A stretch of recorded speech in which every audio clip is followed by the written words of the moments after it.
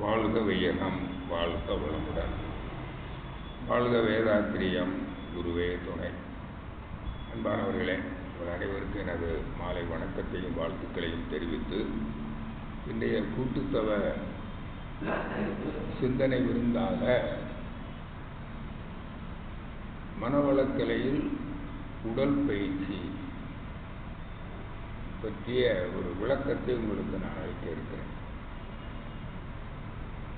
மனவளக்கலையில் மனதுக்கு பயிற்சிகள் அளிக்கப்படுகிறது. இது சாதனை மார்க்கம்னு சொல்லுவோம். மனதை வளப்படுத்தும் கலை.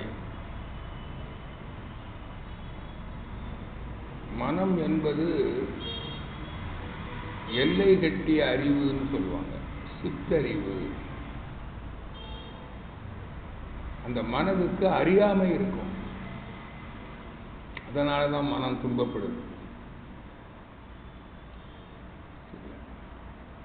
அதனால அந்த மனதுக்கு அறியாமை என்கிற இருள் அகல வேண்டும். அந்த அறியாமையினால தான் மனம் துன்பப்படுகிறது. மனம்தானே மனிதன். மனம்தான் ஜீவன். ஜீவன்னாலே மனம் இருக்கும். இப்போ மனிதன் மனம். இப்போ மகரிஷி இந்த மனவளக்கலை, அதாவது பர்சனாலிட்டி டெவலப்மெண்ட் அப்படின்னு ஆங்கிலத்தில் சொல்லுவோம். மனவளக்கலைக்கு ஆங்கிலம் எப்படி என்னங்க, பர்சனாலிட்டி டெவலப்மெண்ட் கோர்ஸ் அப்படின்னு சொல்லுவோம். இது என்ன பர்சனாலிட்டி? அதான் அறிவு, அறிவாட்சி தரம். மனிதன் துன்பப்படுகிறான். எதனாலெல்லாம் துன்பப்படுறான் பாருங்க. உடல் நோய், இன்னொன்று மனதில் ஒரு நிறைவின்மை, சாட்டிஸ்ஃபேக்ஷன் அண்ட் பீஸ். அப்போ மனதில் என்ன இருக்குது? ஆசை. ஆசை இருந்துக்கிட்டே இருக்கு. என்ன ஆசை பாருங்க. இன்னும் வாழணுங்கிற ஆசை இருக்குல்ல. மரணம் வருது, உடல் தளர்ந்து மரணம் வரும்போது அவருக்கு ஆசை இருக்குதான்னு கேட்டால் ஆசை இருக்கு. என்ன ஆசை? இன்னும் வாழணுங்கிற ஆசை இருக்கா இல்லையான்னு கேளுங்க. அவர் சொல்லுவார், எனக்கு உடல் பயனற்று போச்சு, இனி இந்த உடலை வச்சுக்கிட்டு நான் எப்படி வாழ போகிறேன், துன்பமாக இருக்குது, அதனால் எனக்கு மரணம் வேண்டும் என்று கூட அவர் நினைக்கலாம், சொல்லலாம். ஆனால் அவர் உடல் நலமாக இருந்தால், அன்னைக்கு திடீர்னு உடம்பு நல்லா ஆயிடுச்சு, நோயெல்லாம் விலகிடுச்சு, இப்போ அவர் இன்னும் வாழணும்னு தான் நினைப்பார். ஆசை இருக்குது இல்லை. சரி, வாழ்ந்து என்ன பண்ணுவார்? இப்போ நம்மெல்லாம் வாழ்கிறோம், வாழ்ந்து என்ன பண்ணுறோம்? பொருள் உறவிலும், அது பொருள் உறவில் கடப்பொருள் உயிர் பொருள், இந்த பொருட்களோடு உறவு கொள்கிறோம்.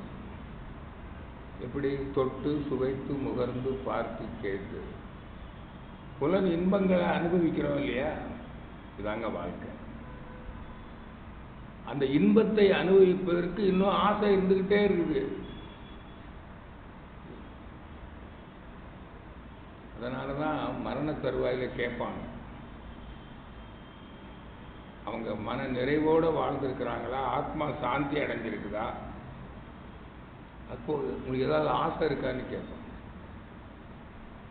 கேள்விப்படுறீங்கல்ல, ஆசை இருக்காங்க.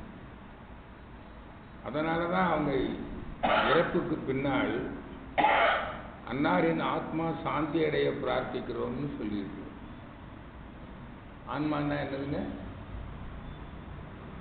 ஆன்மான்னா என்னது? மனம்.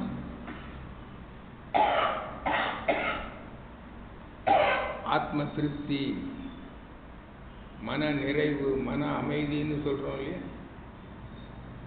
வடமொழியில் சாந்தி, தமிழில் அமைதி. அப்போ மனதுக்கு வடமொழியில் ஆன்மான்னு பேர், தமிழில் மனம். இப்போ மன அமைதி, மன நிறைவு, சாட்டிஸ்ஃபேக்ஷன் அண்ட் பீஸ் அப்படின்னு சொல்லுவாங்க. அப்போ இந்த மனதுக்கு துன்பம் இருந்துகிட்டே தானே இருக்குது. என்ன சொல்றாங்க? அறியாமை தான் துன்பத்திற்கு காரணம். அது என்ன? ஆன்மா. இந்த மனதை அறியாமை, மனம்ங்கிறது ஆன்மா, அதுக்கு பேரு மெய்ப்பொருள்.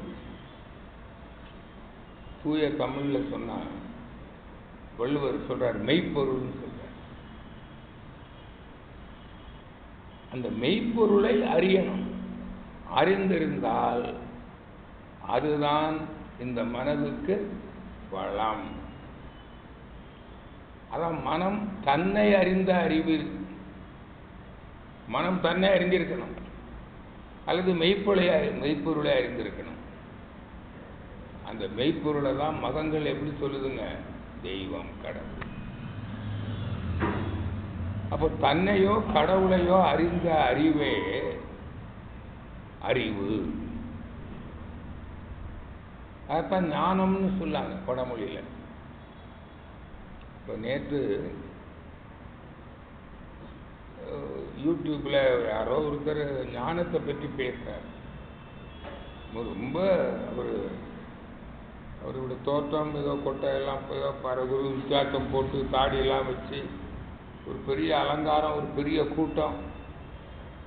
ஞானம்னா என்னன்னு பேசுறாரு, எனக்கு புரியல.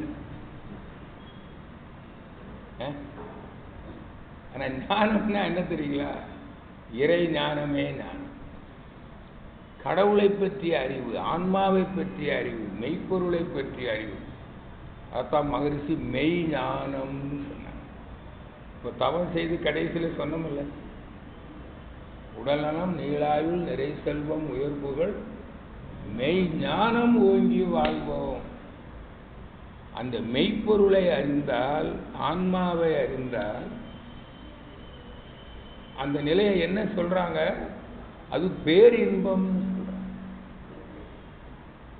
அந்த மெய்ப்பொருளை அறிந்தவர்கள் பேரின்ப நிலையில் இருப்பார்கள், அவங்களுடைய மனம். அப்போ சிற்றின்பத்தில் என்ன வராதுங்க? ஆசை வராது. அதனாலதான் இறைவனை உணர்ந்தவர்களுக்கு இந்த புலன் இன்பத்தில் என்ன இருக்காதாமா? ஆசை. அது பேரின்பம் அப்படின்னு சொல்லி வச்சிருக்காங்க. புரியுதுல்ல? அப்போ மனம் அமைதியா வாழணும்னா, மன துன்பம் இல்லாமல் வாழணும்னா எதை அறியணுங்க? தன்னை அறியணும், ஆன்மாவை.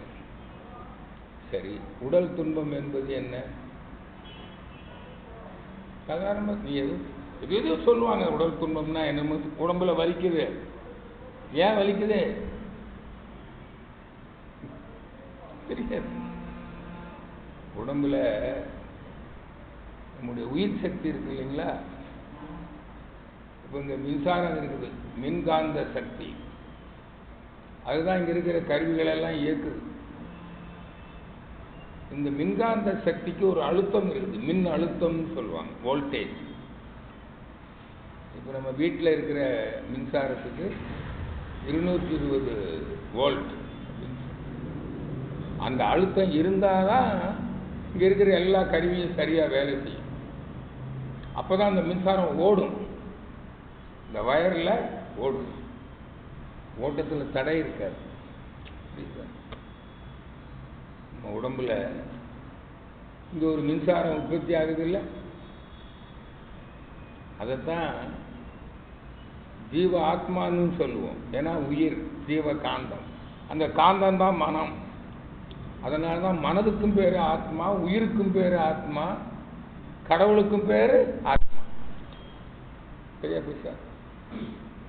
இது ஆன்ம சக்தி. இந்த சக்தியை மனிதன் இழந்து விடுகிறான். அதற்கும் காரணம் பேராசை. அந்த ஆன்மாவை அறியாதவனுக்கெல்லாம் ஆசை இருக்குமில்ல, சிற்றின்பத்திலே ஆசை இருக்கும். இன்னும் வேணும், இன்னும் அனுபவிக்கணும், எனக்கே வேணும், புரியுதுல்ல? அப்போ அந்த ஆசை வயப்பட்டு அவன் இந்த உலக இன்பங்களை அனுபவிப்பதில் உயிர் சக்தியை பார்த்து அனுபவிக்கும் போது கண்கள் மூலமும், கேட்டு அனுபவிக்கும் போது காதுகள் மூலமும், முகர்ந்து அனுபவிக்கும் போது மூக்கின் மூலமும், ருசித்து அனுபவிக்கும் போது நாவின் மூலமும், தொட்டு அனுபவிக்கும் போது தோலின் மூலமும் மனிதன் தனது ஆன்ம சக்தியை, உயிர் சக்தியை, ஜீவகாந்த சக்தியை செலவு செய்கிறான். அந்த சிற்றின்பத்திலே மயக்கம் வருகிற போது அதிகமா செலவு பண்ணிடுறான்.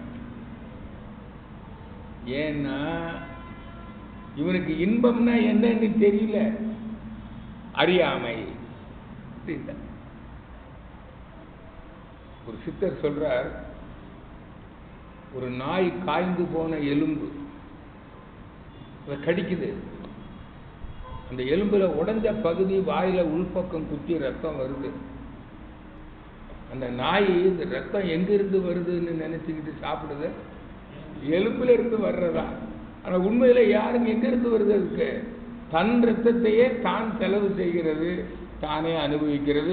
இது அறியாமை. அது போல பொருளிலே இருந்து இன்பம் வருவதாக மனிதன் பொருள் மயக்க வாழ்க்கை, புரியுதா? இப்போ மெட்டீரியலிஸ்டிக் லைஃப், பொருள் மயக்கம். அதனாலதான் இவன் தன் உயிர் சக்தியை அதிகமாக செலவு பண்ணி அது இருப்பு குறையுது. இருப்பு குறைஞ்ச உடனே என்ன நடக்குங்க? ஜீரணம் தடைபடும். உண்ணுகிற உணவு ஜீரணமாகணும். ரசம், ரத்தம், சதை, கொழுப்பு, எலும்பு, மஜ்ஜை, வித்து குழம்பா மாறினாதான் அழிந்து போகிற செல்கள் புதுப்பிக்கப்படும். ஒரு நிமிடத்துக்கு 300 கோடி செல்கள் அழிகின்றன. இப்போ நம்ம உட்காரும்போது இருந்த உடல் செல்கள் இப்போ இருக்குதா? அழியலைன்னா நமக்கு பசிக்கவே பசிக்காது. பசிக்குது இல்லை? அப்போ அது புதுப்பிக்கணும் இல்லை? அதுதான் உணவிலிருந்து உணவை 7 தாதுக்களாக மாற்றுகிற செயல் இருக்கு பாருங்க, அதுதான் சீரணம். அது உடலுக்கு வேண்டிய சத்துக்களாக அதை பிரித்து மாற்றணும். அப்போ இந்த உணவுல தேவைக்கு மிகுதியான சத்துக்களோ தேவையில்லாத சத்துக்களோ இருக்கும் அல்லவா, அதை வெளியேற்றணும் இல்லை? இதுதான் அசிமிலேஷன், எலிமினேஷன். இதுதான் சீரணம். உணவிலிருந்து சத்துக்களை உள்வாங்குதல், தேவையில்லாத ரசாயனங்களை, கழிவுப் பொருள்களை வெளியேற்றுவது, இதுதான் சீரணம். இது எது செய்யுது? அப்போ நம்ம ஜீவகாந்தத்தை அதிகமாக செலவு பண்ணிட்டா இருப்பு குறைஞ்சு போயிடுது. இருப்பு குறைஞ்சா அப்போ என்ன ஆகுங்க? ஜீரணம் தடைப்படும். ஜீரணம் தடைப்பட்டா அங்கே சத்துப்பொருள் இருக்குமா? சத்துப்பொருள் சத்துப்பொருள் தான் உயிர் துகள்களை பிடிச்சு வைக்குது. காய்கறி பயிற்சியில் சொல்லியிருப்போம். அந்த சத்துப்பொருள் தான் வித்துக்குழம்பு. அப்போ வித்துக்குழம்புடைய அளவு தரம் குறைஞ்சிருமல்ல, உயிர் சக்தியை எப்படி பிடிச்சு வைக்கும்? அப்போ ஜீவகாந்தம் தேவையான அளவு உடம்புல உற்பத்தி ஆகுமா? அங்கே தான் அழுத்தம் குறையுது, வோல்டேஜ் ஜெனரேட்டரே கொடு. அதே சமயம் இந்த கழிவுகள் தேங்குது இல்லை, அஜீரணத்தினால கழிவு எங்கே தேங்கும்? செல்லுகளிலே தேங்கும். அப்போ செல்லு என்ன ஆகும்? கெட்டுப்போயிடும். செல்லு கெட்டு போனால் அந்த செல்லிலிருந்து ஜீவகாந்தமும் உற்பத்தி ஆகாது. அந்த செல்லுகளுக்கு ஊடே தானே உயிர் ஓடுது. இப்போ டார்ச் லைட்டில் செல் போட்டிருக்கிறோம், 2 செல் 3 செல் போட்டிருக்கிறோம். ஒரு செல்லு கெட்டு போயிருந்தா விசையை அழுத்தினா மின்சாரம் பாயுமா? ஒரு முனையில் வாங்கி இன்னொரு முனையில் கொடுக்குமா? Dead cell. அது பேட்டரி செல், இது பாடி செல். இப்போ புரியுது. அப்போ இங்கே கெட்டு போகுதுல செல்கள், அந்த கெட்டுப்போன செல்லை என்ன பண்ணணும்? வெளியேற்றணும். அது எப்போ வெளியேறும்னா ஜீரணம் சரியாக நடக்கணும்னா அதான் நடக்கணும். அதுதான் உடலுக்கு வேண்டிய உழைப்பு. சின்ன குழந்தை கூட பாருங்க, கை குழந்தை கூட படுக்க போட்டுருந்தேன்னா கை கால ஆடிட்டு கிடக்கும். அப்புறம் தவளை ஆரம்பிச்சிருச்சுன்னா துன்பத்தில் இருக்காது. அப்புறம் ஓடும், அங்கே ஓடும், இங்கே ஓடும், குதிக்கும், சும்மா குதிக்கும். அப்புறம் கொஞ்ச நாள் கழித்து விளையாட ஆரம்பிக்கும். விளையாடாம இருக்க முடியாது. அப்புறம் இது நடனம் ஆடும். அதே போல் தொழிலுக்கு வந்த பிறகு சும்மா இருக்கவே முடியாது. இப்போ ஐயா போன்றவர்கள், நான் என்னையும் இன்னும் சேர்த்துக்கிறேன், வயதில் முதிர்ந்தவர்கள் ஒரு வேலையும் இல்லைன்னு வச்சுங்க, பார்க்கலாமா? வீட்டிலே இருப்பீங்களா? பார்க்கலாம். இந்த 2 வருஷம் எவ்வளவு கஷ்டப்பட்டுருக்குறோம். வாக்கிங் கூட போக முடியாமல் இருக்கவே முடியாதுங்க. மனுஷனால அசைக்கணும், உடம்பு அசைக்கணும். இதுதான் உழைப்புன்னு சொல்றோம். இதை தான் கர்மா அப்படின்னு சொல்றோம். அந்த உழைப்பு எல்லாருக்கும் அவசியம். ஆனால் அந்த உழைப்பு சரியா இருக்கிறது. உணவுக்கு தகுந்த உழைப்பு இருக்கணும். பாருங்க, நிறைய சாப்பிட்றோம், நல்லா உழைக்கிறவங்க தான் அதிகமாக சாப்பிட்றாங்க இல்லையா? ஏன்? உழைக்கிறவனுக்கு பசிக்குது, அவனுக்கு சக்தி நிறைய செலவாகுது. அப்போ அவங்க உழைக்கும் போது என்ன ஆகும்? செல்கள் எல்லாம் வேர்வை வருது. மாதிரி சொல்லுவாங்க, செத்துப்போன செல்கள் நாள்தோறும் வெளியேறும். டாக்டரேட்டில் ஒரு செல்லு செத்து போச்சு, அந்த செல்லை வெளியில எடுத்தாதான் அதுல இன்னொரு செல்லை போட முடியும். அதுபோல அந்த உடல்ல நாள்தோறும் கெட்டு போகிற செல்கள், அது வெளியேற்றுகிற பிரிக்கப்படுகிற கழிவுப் பொருள்கள் வெளியேறவில்லை என்றால் அது தேங்கி செல்களை கெடுத்துரும். அப்போ உயிர் ஓட்டத்தில் தடை ஏற்படும். அதை தான் மகிழ்ச்சி சொல்றாங்க, கழிவுகளின் தேக்கம் உயிர் ஓட்டத்திற்கு தடை ஏற்படுத்தும். அந்த தடைதான் மின்குறுக்கு, அதுதான் வலி, இதுதான் நோய். இதனாலதான் அஜீரணமே அனைத்து நோய்களுக்கும் காரணம். இது வரைக்கும் தானே கேள்வி. அப்போ எல்லாருக்கும் உழைப்பு, சீரான உழைப்பு இருக்கா? மகிழ்ச்சி சொல்லுவாங்க, சிலருக்கு உடல்ல ஒரு சில பகுதி தான் வேலை செய்யும். சிலர் உட்கார்ந்துக்கிட்டு கையில் வேலை செய்வாங்க, கை தான் செய்யும், காலை செய்யாது. குனிஞ்சு நிமிந்து எல்லா பகுதியும் செய்யாது இல்லையா? இப்போ உடல் உழைப்பு வேலை செய்கிறவங்க கூட ஒரு சில பகுதி அதிகமாக இயங்கும். உழைப்பு கூட அதிகமாக இருந்தால் அதுவும் கேடுதான். அளவோடு உழைக்கணும்ல. அதான் அலுப்புன்னு சொல்கிறோம். அலுப்புனாலும் நோய்கள். உழைப்பு ஒரு அளவோடு இருக்கணும், முறையாக இருக்கணும். அதனால இன்னைக்கு பார்த்தீங்கன்னா எங்கோ ஒரு சிலருக்கு அந்த உழைப்பு சீராக இருக்கலாம். அதனால பாருங்க, அவங்களுக்கு ஒன்றும் பெருசாக நோய் வந்துடாது. ஏதோ ஒரு நோய் வந்தால் கூட ஓய்வு எடுப்பாங்க. இந்த வீட்டு மருந்து, மூலிகை மருத்துவம், அஞ்சரைப்பட்டி வைத்தியம், ஏதோ ஒரு மருந்து சாப்பிடுவாங்க, பண்ணுவாங்க, சரியா அவங்களுக்கு அந்த கழிவெல்லாம் அந்த சத்துக்களை மருந்து மூலமாக ஜீரண உணவு மூலம் கிடைக்க வேண்டிய சத்துக்களை கிடைக்காத போது அதை மருந்து மூலம் உள்ளே அனுப்பி அந்த உயிர் சத்திலிருந்து ஜீவகாந்தம் உற்பத்தி ஆகும். அந்த ஜீவகாந்தம் போய் என்ன பண்ணிடும்? இந்த கழிவை வெளியே தான் மருந்து. அதான் மகிழ்ச்சி மறு உந்து மருந்துன்னு சொல்லுவாங்க. உணவே மருந்து. உணவுலேருந்து தேவையான சத்து கிடைக்காத போது அந்த சத்தை மருந்தை அந்த சத்து பொருளை வெளியிலிருந்து எடுத்துக்கிறோம். அதான் மகள் மருமகள்னு சொல்லுவார். நம்ம வீட்டிலேயே தோன்றினது மகள், மருமகள் வெளியிலிருந்து வாங்குகிறோம், கொண்டு வரோம், தேடி பிடிக்கிறோம் மருமகள். புரியுதா? அப்போ உடல் பயிற்சி யாருக்கெல்லாம் அவசியம்? எல்லாருக்கும். நோய் வருமானா கண்டிப்பாக வரும். சிலர் பாருங்க 90 வயசு வரைக்கும் எந்த நோய் வந்திருக்காது, அதுக்கப்புறம் வந்து கடைசியில் நோய் வந்தா சாவான்.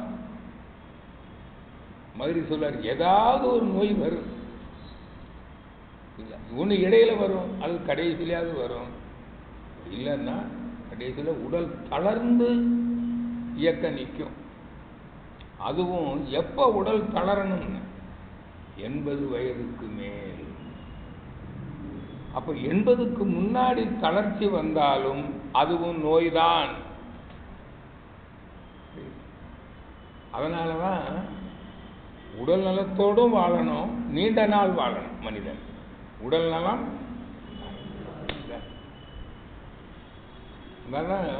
இளமை காத்து முதுமையை தள்ளி போட்டு வாழும். அதுக்கு தான் ஹெல்த் அண்ட் லாங்கிவிட்டி அப்படின்னு சொல்லுவோம். இப்போ அதுக்கு இந்த உடல் பயிற்சியை ஒரு காலத்திலே கண்டுபிடிச்சிருக்கிறாங்க. இப்படி டெலிஃபோன் கண்டுபிடிச்ச மாதிரி கிரகாம்பல் டெலிஃபோன் கண்டுபிடிச்சி எவ்வளோ காலம் ஆச்சு. அந்த டெலிஃபோனில் எவ்வளவு ஆராய்ச்சிகள் ரிசர்ச் பண்ணி இப்போ கடைசியில் டெலிஃபோன் மொபைல் ஃபோன் எந்த அளவில் வந்திருக்குதுங்க? கையளவு, கைக்குள்ள அடக்குமா? இது டெவலப்மெண்ட், ரிசர்ச் அண்ட் டெவலப்மெண்ட். அதே போல இந்த உடல் பயிற்சியிலையும் என்ன பண்ணாங்க? ரிசர்ச் அண்ட் டெவலப்மெண்ட் மகான்கள் பண்ணியிருக்காங்க. அதில் மகரிஷி ஆராய்ச்சியில் ரிசர்ச் அண்ட் டெவலப்மெண்ட்டில் அவர் வடிவமைச்சது தான் நம்முடைய 9 உடல் பயிற்சிகள். இந்த உடல் பயிற்சியுடைய மதிப்பு அந்த உடல்கூறு அறிஞர்கள் தான் இதை சொல்லணும். நம்ம கூட அனுபவத்தில் சொல்லலாம். நான் ஒரு மருத்துவரிடம், அவர் மருந்தில்லா மருத்துவம், ஒரு தெரப்பி, உடலுக்கு சில தெரப்பிகள் கொடுத்து, சில இடங்கள் மசில்ஸு, சில நரம்புகள், அதில் அழுத்தம் கொடுத்து மருந்து இல்லாமல் எல்லா நோயும் குணப்படுத்தக்கூடியவர். அவரை சந்திக்கிற ஒரு வாய்ப்பு கிடைச்சிது. கடந்த வாரம் ஆழியார் போயிட்டு வரும்போது அவருடைய நினைவு வந்தது. உடனே நம்ம உடற்பயிற்சி புத்தகத்தை வாங்கிட்டு வந்து அவர்கிட்ட கொடுத்து, டாக்டர் இதை கொஞ்சம் படித்து வைங்க, அப்புறம் வாய்ப்பு கிடைக்கும்போது சந்திக்கிறவங்ககிட்ட படித்து மட்டும் இல்லை, முடிஞ்சால் அதை செஞ்சு பாருங்க கொஞ்சம் அப்படின்னு சொல்லிட்டு வந்தேன். இன்னைக்கு மத்தியானம் அவரை சந்தித்தேன். அப்போதான் சொன்னார், இந்த உடல் பயிற்சிக்கு ஈடா நான் இதுவரைக்கும் எங்கேயும் பார்க்க. யாராவது அவர் வந்து ஒரு தெரப்பி கொடுக்குறாரு உடல் நலத்துக்கு. ஆனால் அவர் சொல்லுவார், ஏதாவது உடல் பயிற்சி செஞ்சுக்குங்க அப்படின்னு அட்வைஸ் பண்ணுவாரான். இனிமேல் நான் இந்த பயிற்சியை தான் சொல்ல போகிறேன். அவ்வளவு அற்புதமான ஒரு பயிற்சி இதில் சொல்கிறார். இதில் மகரிஷி இந்த வர்மான்னு சொல்லுங்களா, வர்மக்கலை, அதில் தான் ஓட்டத்தை சரி பண்ணுற எளிய ஒரு பயிற்சி என்ன தெரியுங்களா? அக்கு பிரஷர். அக்கு பஞ்சர் கூட இல்லை, அக்கு பிரஷர். அதை வந்து இப்போ பாருங்கள், தொடு வர்மம்னு சொல்லிடுங்க. அதுக்கு மேலே நோக்கு வர்மம்னு ஒன்று சொல்கிறாங்க. அதுக்கு இருக்கட்டும். இப்போ நமக்கு தெரிய, எனக்கு தெரிய, என்னுடைய நண்பர் ஒருத்தர் நம்முடைய அருள்நிதி தான் ஒரு தொடு வர்ம சிகிச்சை பண்ணுறார். அப்படி தொடுவார். அவர் பேசவே மாட்டார், நாடி பார்ப்பார், ஏதோ ஒரு இடத்துல தொடுவார், கையில் தான் தொடுவார். அதை பண்ணுது, இதை பண்ணுது, எல்லாம் சரியாக மருந்து மாத்திரை சாப்பிடாதீங்க, உணவை ஒழுங்குபடுத்துங்க, நல்லா உறங்குங்க, சரியா? இவ்வளோதான் சொல்கிறேன். எத்தனையோ பேருக்கு நோய் கட்டுப்படுது. சிலருக்கு திரும்ப திரும்ப வருவாங்க, மருந்து மாத்திரை சாப்பிடாம அப்போது அவர்கிட்ட அந்த தொடுப்பு சிகிச்சை பண்ணிக்கிட்டு போகிறவங்களும் இருக்கிறாங்க, நல்லா தெரியுங்க. இதை நான் ஏன் சொல்கிறேன்னா, நம்முடைய உடற்பயிற்சியினுடைய எளிய முறை கழிவுகளை வெளியேற்றுறது, ஸ்ட்ரெயின் அண்ட் பெயின் இல்லாமல். அப்போ தான் நான் சொல்ல அந்த தெரபிஸ்ட் சொன்னார், ஐயா இந்த பயிற்சி சாகும் வரைக்கும் செய்யலான்னு. ஒருத்தர் 90 வயசில் கூட இந்த பயிற்சியை கற்றுக்கிட்டு செய்யலாம். யோகாசனம் பண்ண முடியுமான்னு கேட்டார் அவர். சூரிய நமஸ்காரம் பண்ண முடியுமான்னு கேட்டார். இன்னைக்கு முடியாது. எந்த வயதினரும் செய்யலாம், ஆண்களும் பெண்களும், எந்த தட்பவெட்ப நிலையில் வாழ்பவர்களாக இருந்தாலும். தொழில் உடல் உழைப்பு தொழிலா, மூளை உழைப்பு தொழிலா, எந்த தொழிலாக இருந்தாலும், எந்த நோய் இருந்தாலும் சரி, எல்லா காலத்திற்கும் பொருத்தமானது. அதையே மகரிஷி என்ன சொன்னாங்கன்னா, நீங்கள் இன்னும் ஆராய்ச்சி பண்ணுங்க இதில். அதுக்காகத்தான் ஆழியார் அறிவு திருக்கோயில் research and development Manobala kundalini yoga ஆராய்ச்சி அறக்கட்டளை நிறுவி ஆராய்ச்சி பண்ணுங்க. இப்போ எத்தனையோ மருத்துவத்துறை அறிஞர்கள் ஆராய்ச்சி பண்ணியிருக்காங்க. இந்த பயிற்சியில் கூட இன்னும் ஏதாவது எளிமைப்படுத்த முடியுமான்னு ஆராய்ந்து கொண்டிருக்கிறார்கள். அதில் சில முறைகளையும் அவர்கள் கண்டறிந்திருக்கிறார்கள். ரொம்ப எளிய முறையில் பயிற்சி கொடுக்கலான்னு. அதில் நம்ம இதில் மகிழ்ச்சி சொல்ல, ஒரு பயிற்சியுமே செய்ய முடியலையா, நீங்கள் கை கால கூட அசைக்க முடியலையா, படுக்கையாக இருக்கிறீங்களா, உடல் தளர்த்துதல் பயிற்சி செய்யுங்க, ரிலாக்ஸேஷன். அதில் என்ன செய்கிறோம், ஒவ்வொரு பகுதியாக தளர்த்தி ரத்த ஓட்டம், வெப்ப ஓட்டம், காற்றோட்டம், உயிரோட்டம் சீராக இருக்கிறது. இதான் மனம். அப்படி நினைக்கும் போதே அப்படி ஆயிடும். எத்பாவம் தத்பவதி. இதுக்கு மேலே என்ன வேணுங்க? இது நம்ம அனுபவத்தில் செஞ்சிருக்கிறோம். இப்போ நோயில் பார்த்தீங்கன்னா, இந்த கேன்சர், புற்றுநோய், கொடிய நோய்ன்றோம். புற்றுநோய் வந்துட்டாலே குணப்படுத்த முடியாதுன்னு வேற சொல்கிறோம். ஆனால் நம்ம உடல் பயிற்சியில் அந்த உடல் தளர்த்துதல் பயிற்சியை செய்தே எத்தனையோ பேருக்கு புற்றுநோய் குணமாயிருக்கு. அவ்வளவு மதிப்புடைய ஒரு பயிற்சிங்க. இப்போ இந்த பயிற்சியினுடைய நோக்கம் என்னன்னா, கழிவுகளை வெளியேற்றும். இந்த பயிற்சியை செய்யும்போது ரத்தம், வெப்பம், காற்று, உயிர் ஓட்டமும் சீராகும். அதில் நம்மளுடைய உடம்புல வெப்பநிலை, காற்று ரெண்டு இருக்கு இல்லைங்களா, வெப்பமும் காற்றும் சீராக. ஏன்னா இதில் மூச்சு பயிற்சி. உடல் சூடாகும். உடம்புல ட்ரிபிள் வார்மர்னு சொல்லுவாங்க. அந்த உடல் சூடு சரியாக இருந்தால் தான் நிணநீர் சுரப்பிகள் சுரக்கும். அந்த நிணநீர் தான் கழிவுகளை வெளியேற்றுற ஒரு சுரப்பு. இதெல்லாம் ஆராய்ச்சியில் கண்டுபிடிச்சிருக்கிறாங்க. அதனால் இந்த கருத்தையெல்லாம் நம்ம மனதில் வச்சுக்கிட்டு இருந்தோம்னா தான் நம்ம இந்த பயிற்சியை என்ன செய்வோம், விரும்பி செய்வோம். அந்த பயிற்சி செய்யும் போதே இந்த பயிற்சி எப்படி பலன் அளிக்குது, இதனுடைய விளைவு என்ன, இது எப்படி கழிவுகள் வெளியேறுது, ரத்தம், வெப்பம், காற்று எப்படி ஓட்டம் சீராகுது, நிணநீர் சுரப்பி சுரக்குது, இது அப்படியே அந்த அந்த பாவனையோடு, அந்த கருத்தோடு நாம் பயிற்சியை செய்ய வேண்டும். அதனால தான் மகரிஷியை மனம் ஒன்றி செய்யணும். அந்த கருத்தோட, அந்த பாவனையோட செய்யணும்.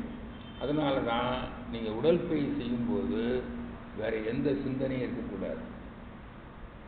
ஏதாவது பார்த்துக்கிட்டு கேட்டுக்கிட்டு, வாக்கிங் போகிறவங்க காதில் மாட்டிக்கிட்டு பாட்டு கேட்டுகிட்டே நடந்துட்டு போவாங்க.